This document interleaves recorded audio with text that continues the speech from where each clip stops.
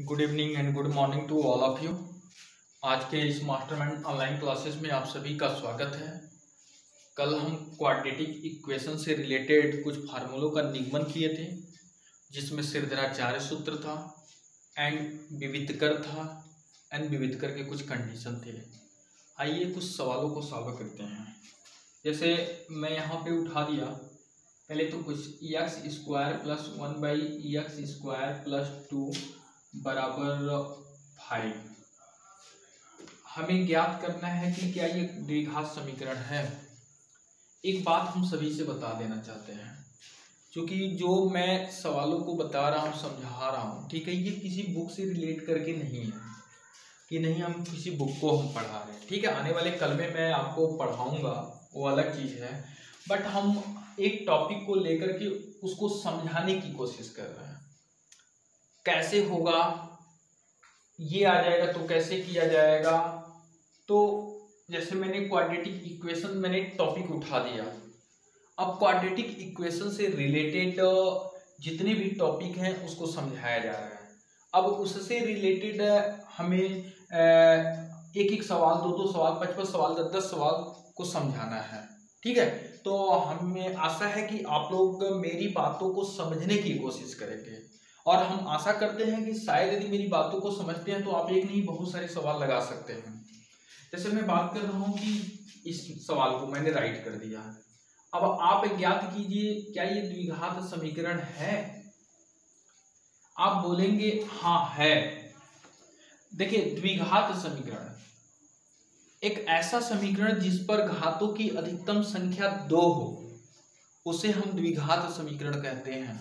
आप कहेंगे बिल्कुल है यहाँ पे 2 घात, लेकिन यहाँ पे जब इसको सरल करेंगे तो ये हो जाएगा, एलसीएम लेंगे तो 2 घात इस पे आ जाएगा, तो 2 2 4 घात, 1 प्लस x² यहाँ आएगा तो प्लस 2x² अब बटे x² बराबर 5।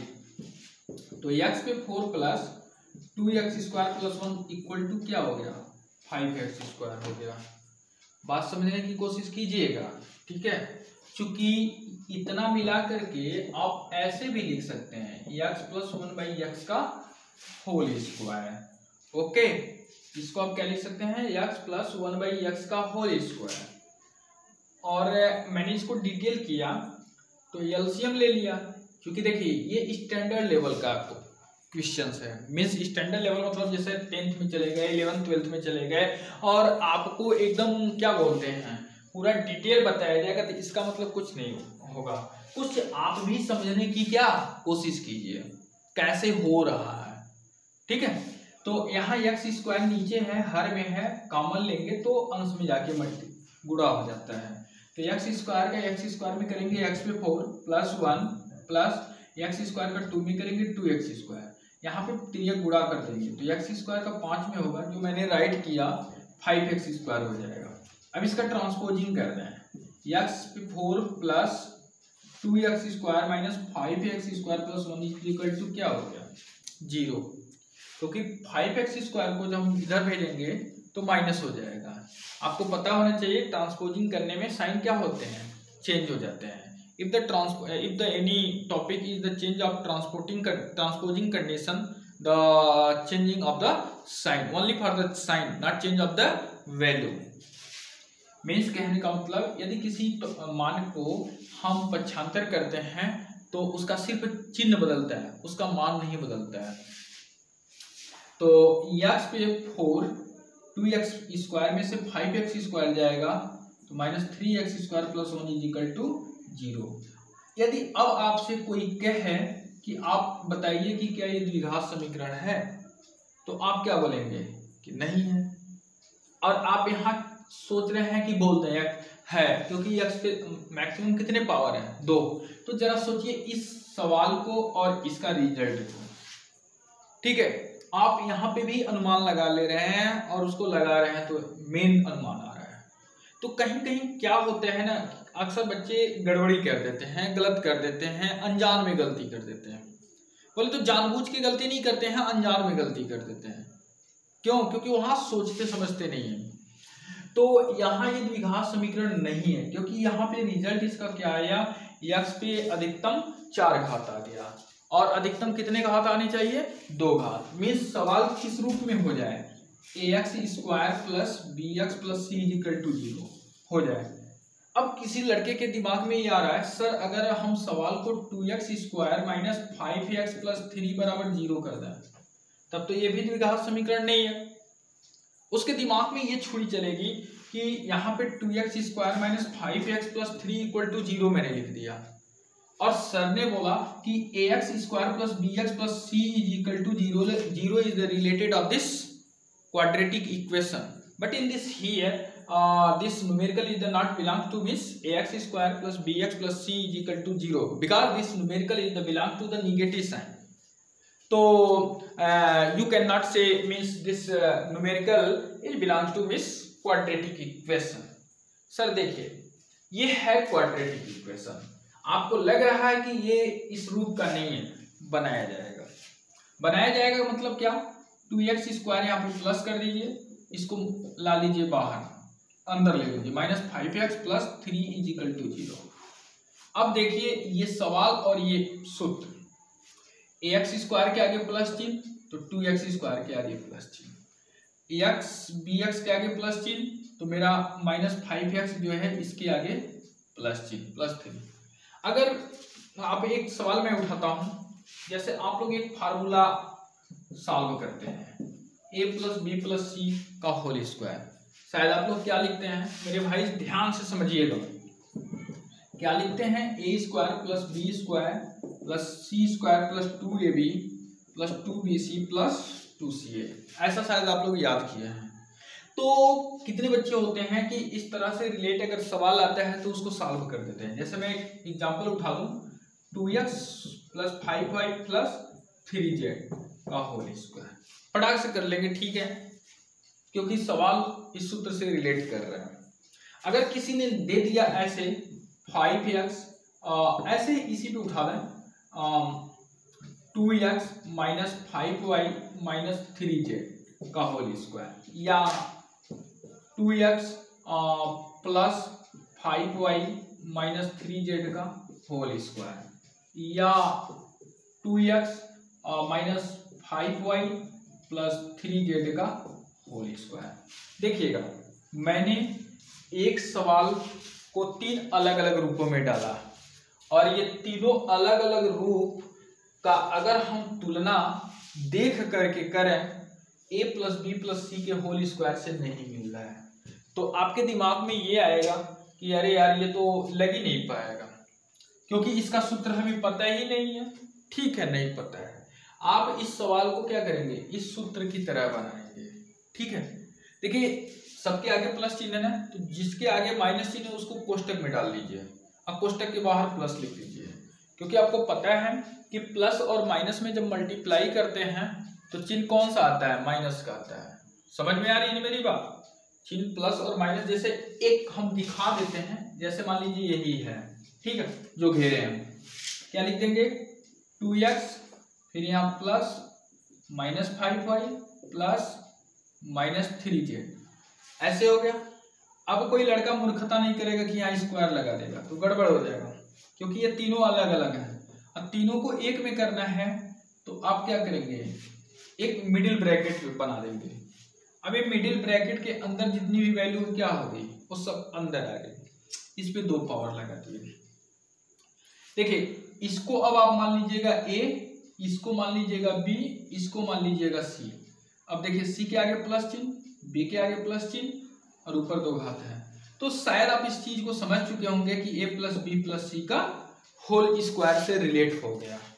तो वही बात है, तो मीन्स कहने का मतलब क्या है कि जितने भी जब ये ज्ञात करना हो कि आइडेंटिफाई कीजिए कि क्या ये क्वाड्रेटिक इक्वेशन है, क्या ये द्विघात समीकरण है, तो सबसे पहले हम कंपैरिजन करेंगे ax square plus bx plus c से बराबर 0 से रिलेट कर रहा है कि नहीं, क्योंकि वही द्विघात समीकरण को मॉडिफाई करने का फार्मूला है। अंडरस्टैंड? तो आपने ये क्या किया, ये द्विघात समीकरण बताया, बिल्कुल गलत हो जाएगा अगर बताएंगे, ये द्विघात समीकरण नहीं है। जैसे मैंने लिख दिया x प्लस 1/x बराबर 3। अब आपसे कहें कि क्या ये द्विघात समीकरण है, आप यहाँ पे भी बोलेंगे सर ये तो द्विघात समीकरण नहीं है, क्योंकि इस पे मैक्सिमम कितने पावर है 1, बट ये द्विघात समीकरण है। इसको सरल कीजिए तो x मल्टीप्लाई होगा तो x स्क्वायर प्लस 1 और बटे क्या x इज इक्वल टू 3। इसको सरल कर लेंगे, ठीक है। x का x में मल्टीप्लाई करेंगे तो x स्क्वायर और प्लस 1 और बटे x बराबर 3, 3 गुणा कर दीजिए। x square plus 1 is equal to 3x, transposing कर दीजिए। x square plus minus 3x plus 1 is equal to क्या 0। आप क्या देख रहे हैं कि इस समीकरण में x पर अधिकतम कितने पावर हैं, 2 पावर हैं।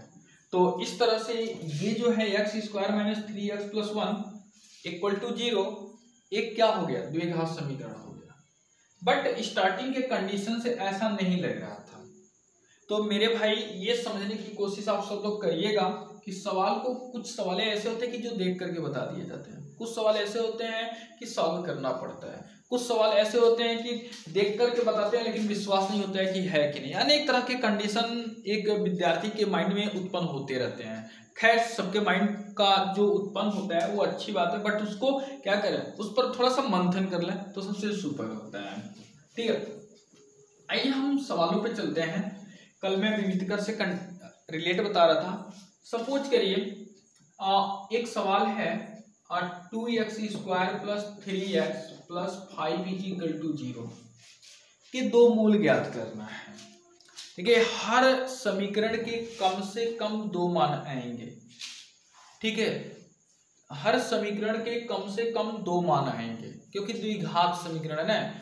एक रैखिक समीकरण में 1 मान, द्विघात समीकरण में 2 मान, त्रिघात समीकरण में 3 मान, चतुर्घात समीकरण में 4 मान।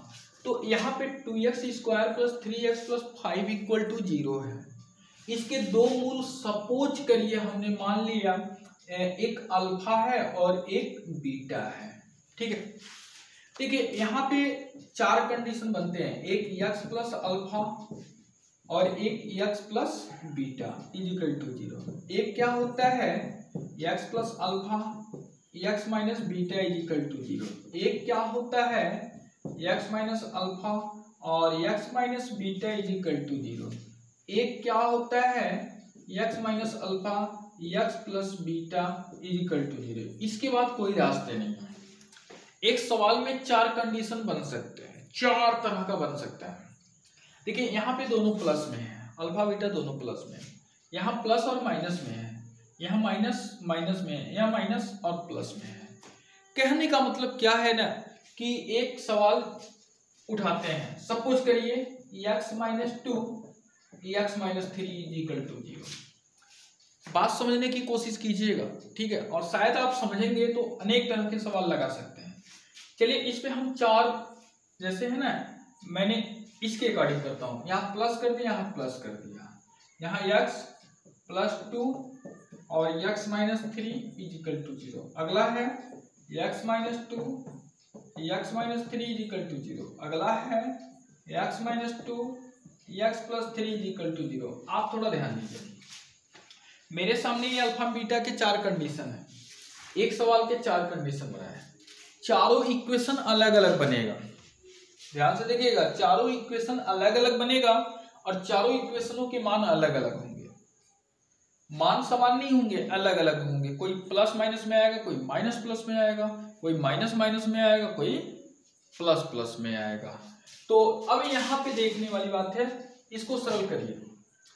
देखिए जब ये दोनों है क्या होता है, ऐसे कंडीशन होते हैं तो इस x इसमें का x और इसमें का x का गुणा कर दिया जाता है।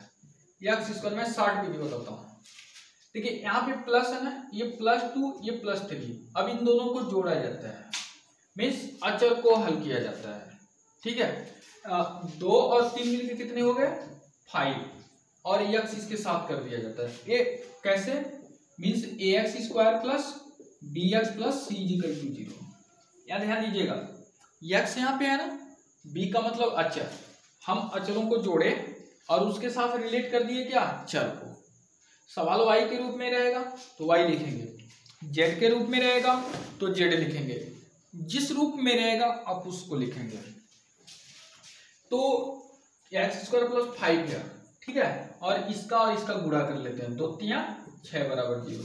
ये पहले का हो गया। सेम इसी तरह से इसमें जाते हैं, एक्स स्क्वायर, एक्स का एक्स में गुणा कर लेंगे। अब इसको जोड़ेंगे तो यहाँ +2 है, यहाँ -3 है, 2 में से -3 जाएगा, -1 आएगा, और 1 का एक्स में मल्टीप्लाई करते हैं तो यहाँ डायरेक्ट एक्स हो जाएगा। +2 और -3 में मल्टीप्लाई करेंगे तो -6 बराबर 0। इसका इक्वेशन ये हो गया। हम अगर सूत्र का रिलेट करें तो सूत्र भी इसी रूप में बनेगा। अगला देखिए, इसका बनाते हैं। यहाँ पे एक्स स्क्वायर -2 और -3 है, जुट जाएगा तो -5x, फिर इसका मल्टीप्लाई करेंगे, -2 का -3 में होगा तो +6 = 0 हो जाएगा। ये इसका बना। ठीक इसी प्रकार से इसका आते हैं, एक्स का एक्स में होगा तो एक्स स्क्वायर, -2 और +3 ऐड करेंगे तो क्या होगा, +1, 1 का एक्स में होगा तो एक्स, ठीक है, -2 का +3 में होगा तो -6 = क्या आ गया, 0। मेरे भाई ये 4 टाइप हमने क्या कर दिया, बना दिया ना। आपको समझ में आए? इस टॉपिक को समझिए, बहुत इंपॉर्टेंट होते हैं। सिर्फ सवालों पे नहीं जाया जाता है कि सवाल लगाया जाए। तो मान लीजिए कि कोई द्विघात समीकरण है, उस द्विघात समीकरण के 2 मूल अल्फा और बीटा हैं, ठीक है, अल्फा और क्या है, बीटा है। यहाँ पे प्लस की जगह क्या करते हैं, माइनस करते हैं, ताकि सरल कर दिया जा सके। तो हम मान लेते हैं 2x² + 3x - 5 = 0 के 2 मूल अल्फा और बीटा है, कि 2 मूल अल्फा और बीटा हैं। अंडरस्टैंड? अब इस कंडीशन में मूलों का योगफल और मूलों का गुणनफल सूत्र होता है। मूलों का योगफल बराबर लिखते हैं -x का गुणांक बटे x² का गुणांक। तो ये जो x होता है यहाँ पे, चलिए ठीक है, -x का गुणांक बटे ऐसे, ये जो होता है यहाँ पे लगा दीजिए, मूलों का योगफल = -x का गुणांक बटे x² का गुणांक। तो देखिए यहाँ पे माइनस पहले लगा देंगे, x का गुणांक क्या है, देखिए ये जो सूत्र बनता है ax² + bx + c = 0 से बनता है। अब इसी से रिलेट सवाल होंगे, पॉजिटिव निगेटिव अपने जगह पे है, तो x का गुणांक क्या है, b है, अब बटे x² का गुणांक क्या है, a है। ये सूत्र होता है, मूलों का योगफल = -x का गुणांक बटे x² का गुणांक। x का गुणांक b है, x² का गुणांक a है। अगली बात पे आते हैं, मूलों का गुणनफल। मूलों का गुणनफल क्या होता है, अचर पद बटे x² का गुणांक। मूलों का गुणनफल = अचर पद बटे x² का गुणांक। अचर पद क्या है भाई, सवाल में देखिए, c, x² का गुणांक क्या है भाई, a। ये सूत्र के अकॉर्डिंग हुआ। अब हमें सवाल पे चलना है। देखिए मूलों का योगफल, मूल हमने क्या माना, अल्फा और बीटा, तो इसका मतलब क्या हो गया, अल्फा धन बीटा। मूलों का गुणनफल, इसका मतलब अल्फा × बीटा। बात समझ में आ रही है ना सभी को? अब ये क्लियर हुआ।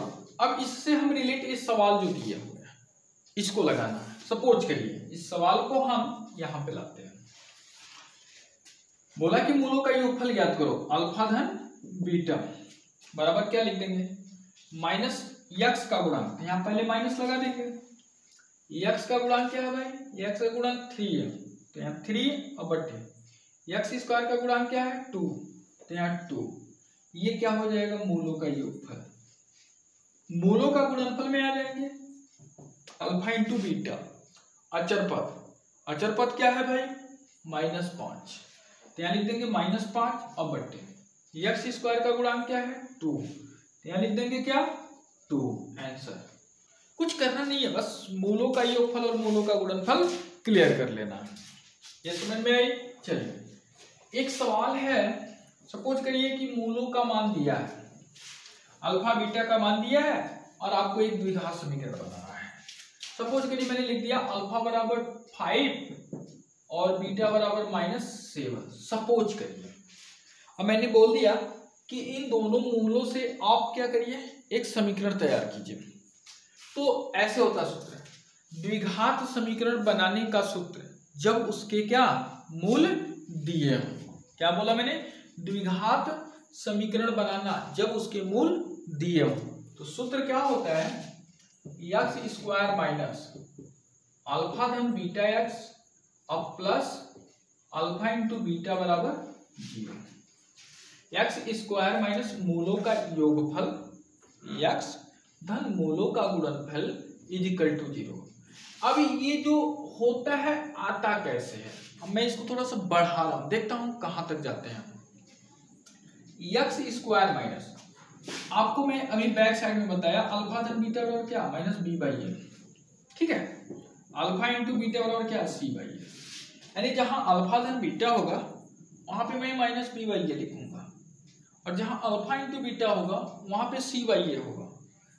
आप थोड़ा समझने की कोशिश कीजिएगा, क्योंकि चारों ओर क्या हो रहा है, मैं घुमा रहा हूं आपको, घुमा घुमा के कराया जा रहा है इसको, बस समझने का प्रयास करिएगा, एक धर्रे पे नहीं लेके चल रहा हूं।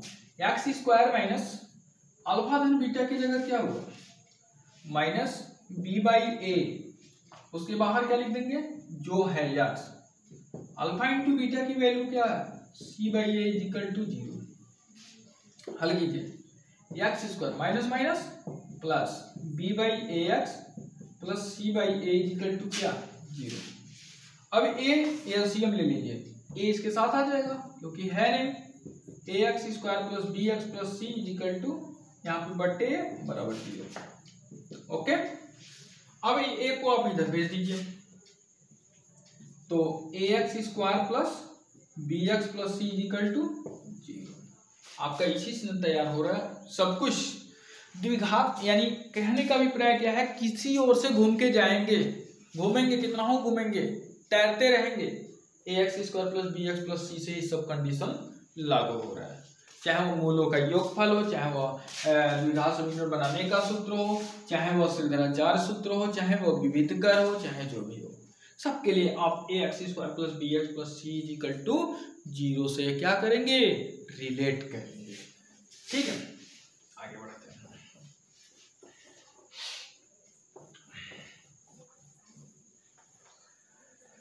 जैसे मैंने एक सवाल दिया, x square plus 9x plus 20 is equal to 0। X square plus 9x plus 20 is equal to 0। आप क्या देख रहे हैं, एक्स स्क्वायर के आगे क्या है 1, एक सवाल और उठाते हैं। मैंने लिख दिया 2x square plus 8x plus 6 is equal to 0। Hello, बाद में बात करते हैं थोड़ा। 2x square plus 8x plus 6 is equal to 0। ठीक है, तो यहां पे क्या है, अब इसको हल करना है। यहां x स्क्वायर का गुणांक 1 है और यहां x स्क्वायर का गुणांक 2 है और यहां पे तृतीय पर 6 है और यहां पे तृतीय पर 20 है। कहता क्या है, हम इस बात को जरा समझें। एक सवाल ये, एक सवाल ये, इन दोनों सवालों को हम डिटेल समझाना चाहते हैं। कहने का मतलब क्या होता है कि पहले हम क्या करते हैं, पहले और तीसरे का आपस में गुणा करते हैं। जो काम यहां पे कर रहे हैं वही काम हम यहां पे भी करेंगे। पहले और तीसरे का जब हम आपस में गुणा करेंगे, एक साइड में लिखता है, तो 20 गुणे x square is equal to 20x square. फिर यहाँ पे इसका जब मल्टीप्लाई करेंगे 2x² गुणे 6 इजिकल टू हो गया आपका 12x²। ठीक है, यानी 2x² गुणे 6 इजिकल टू 12x² और 20 गुणे x² बराबर 20x²। क्लियर। अब होता क्या है कि हमें ये जो गुणनफल प्राप्त हुआ है इसका हम अभाज्य फैक्टर करते हैं, चाहे ये हो और चाहे ये हो। हम दो सवाल का डिफरेंस बता रहे हैं। हम दोनों का सबसे पहले क्या करते हैं, अभाज्य फैक्टर करते हैं। अभाज्य फैक्टर करने के बाद हम उसको ऐसे सेट करते हैं कि जोड़ने या घटाने पे ये मध्य पद आ जाए, जोड़ने या घटाने पे ये मध्य पद आ जाए। अब यहां मैंने एक बात कहा कि जोड़ने या घटाने पर, यहां तक तो करना है। जोड़ने पे तब होगा जब तृतीय पद धनात्मक होगा, घटाने पे तब होगा जब तृतीय पद ऋणात्मक होगा। यानी कहने का मतलब ये है कि जब हम इसका अभाज्य फैक्टर करते हैं पहले और तीसरे पदों का, तो अगर तीसरा पद धनात्मक होगा तो मध्य पद की सेटिंग जोड़ के करेंगे, अगर तीसरा पद ऋणात्मक होगा तो मध्य पद की सेटिंग घटा करके करेंगे। ओके, तो यहाँ पे दोनों मैंने क्या राइट किया, तृतीय पद धनात्मक, इसलिए जोड़ के करेंगे। अब हम क्या करेंगे कि जोड़ने पे 9x आ जाए, गुणा करने पे 20x² आ जाए, यानी 5x और 4x, यानी 5 और 4 जोड़ दें तो 9 आ जाएगा और गुणा कर देंगे तो 20 हो जाएगा। यहाँ पे क्या है, यदि हम 6 और 2 जोड़ दें तो 8 हो जाएगा और 6 में 2 का गुणा कर दें तो 12 हो जाएगा। तो काम वही करना है यहाँ पे, x² प्लस 5 प्लस 4 और ब्रैकेट के बाहर x, क्योंकि ब्रैकेट के बाहर जब x लिखेंगे तो ये x इसके भी साथ है, ये x इसके भी साथ है, अब प्लस 20। एक बात याद रखिएगा, गुणन का बंटन नियम क्या करता है, जब कोई वैल्यू कोष्टक के बाहर होती है और कोई वैल्यू कोष्टक के अंदर होती है, धनात्मक ऋणात्मक के रूप में जो भी हो, तो जो कोष्टक के बाहर वो वैल्यू होती है वो वैल्यू अंदर रहने वाले सभी वैल्यू के साथ होती है। किस रूप में, गुणा के रूप में। जैसे मैंने लिख दिया 2x, ब्रैकेट में लिख दिया 7x धन 3 और y धन 2z। इसका मतलब ये हो गया, ये 2x जो है ना इसके भी साथ है, ये 2x इसके भी साथ है और ये इसके भी साथ है। गुणन का बंटन नियम, तो बराबर 0। फिर इसी तरह से इसमें आ जाए, हम लिखेंगे 2x² plus 6 plus 2x plus 6 is equal to 0। क्योंकि जानते हैं क्या, मल्टीप्लाई करने पे x² आया था ना, तो जब हम x बाहर रखेंगे तो इसके भी साथ है इसके भी साथ, और x का x में जब मल्टीप्लाई करेंगे तो x² आ ही जाएगा। x² x का मल्टीप्लाई किए 5x plus 4x plus 20 is equal to 0। यहाँ पे आएंगे 2x² प्लस x का 6 में होगा तो 6x, x का 2 में होगा 2x प्लस 6 इजिकल टू 0। अब इसके बाद क्या होता है कि हम दो दो पदों का कॉमन लेते हैं। अब कोई जरूरी नहीं होता है कि हम पहले दूसरे को एक साथ, तीसरे चौथे को एक साथ, वो अपने ऊपर डिपेंड करता है सेटिंग करने के ऊपर। बट सेटिंग में ये ध्यान देना होता है कि जो कोष्टक में वैल्यू आती है वो समान होनी चाहिए। जैसे हम इसको और इसको एक साथ कर दिया, इसमें इसको और इसको एक साथ कर दिया, तो इसमें कॉमन क्या है, कॉमन का मतलब जो सब में मिला, यानी हम इतना को एक साथ लिए तो x क्या हो गया कॉमन, तो x प्लस 5 और प्लस इसमें क्या है 4, x plus 5 is equal to 0। x plus 5 plus 4 x plus 5। अब इस पूरे में कॉमन क्या है x प्लस 5।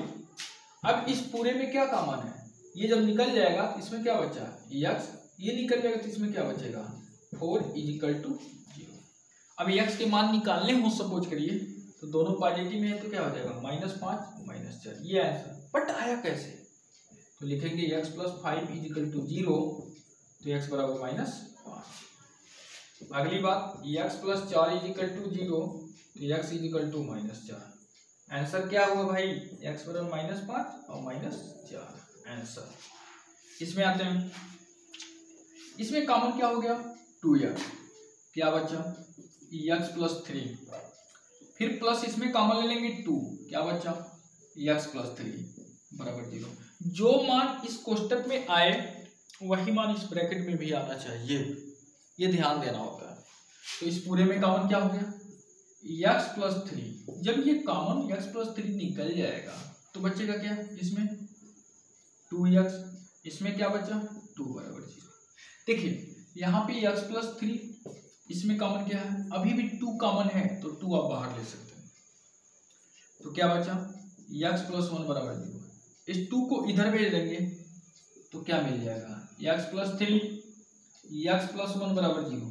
सेम इसी तरह से हल कर लीजिएगा। x बराबर क्या मिला, पॉजिटिव 3 है तो निगेटिव 3, पॉजिटिव 1 है तो निगेटिव 1। यहाँ पे ध्यान देना होता है, पॉजिटिव रहेगा तो निगेटिव, निगेटिव रहेगा तो पॉजिटिव आंसर आएगा। तो ये बातें समझ में आई यहां तक, क्लियर। अब आगे बढ़ते हैं।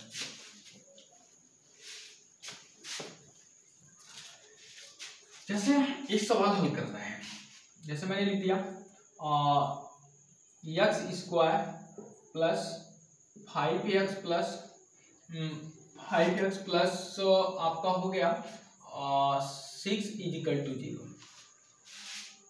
आप देखिए 6 यहाँ x स्क्वायर गुणा करेंगे तो क्या आएगा 6x स्क्वायर। 6 का अब फैक्टर कीजिए तो 2 गुणे 3 आएगा, यदि 2 और 3 को जोड़ दें तो 5 आ जाएगा।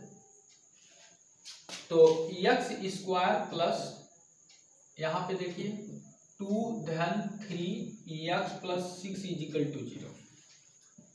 x स्क्वायर x का मल्टीप्लाई कर दिए 2x plus 3x plus 6 is equal to 0। दो का समूह बना लीजिए, इसमें कॉमन क्या है x, तो x प्लस 2, यहाँ पे कॉमन क्या है 3, तो x प्लस 2 इजिकल टू 0। पूरे में common x plus 2 x plus 2 दोनों में है ना, बाहर निकल गया। बचा क्या इसमें x, इसमें क्या बचा 3 बराबर 0। x बराबर क्या आएगा, डायरेक्ट आंसर लीजिए, पॉजिटिव 2 है तो निगेटिव 2, पॉजिटिव 3 है तो निगेटिव 3 आंसर। बट एक सवाल इसी पे उठाते हैं, x square plus 5x minus 6 is equal to 0। देखिए x स्क्वायर का माइनस 6 में करेंगे तो माइनस 6x स्क्वायर, तृतीय पर ऋणात्मक है तो अब यहाँ पे 3 और 2 नहीं लिख सकते हैं, 3 2 जोड़ेंगे 5, बट गुणा करेंगे तो 3 और 2 का 6 आ जाएगा, पॉजिटिव 6 आएगा और हमें क्या चाहिए निगेटिव।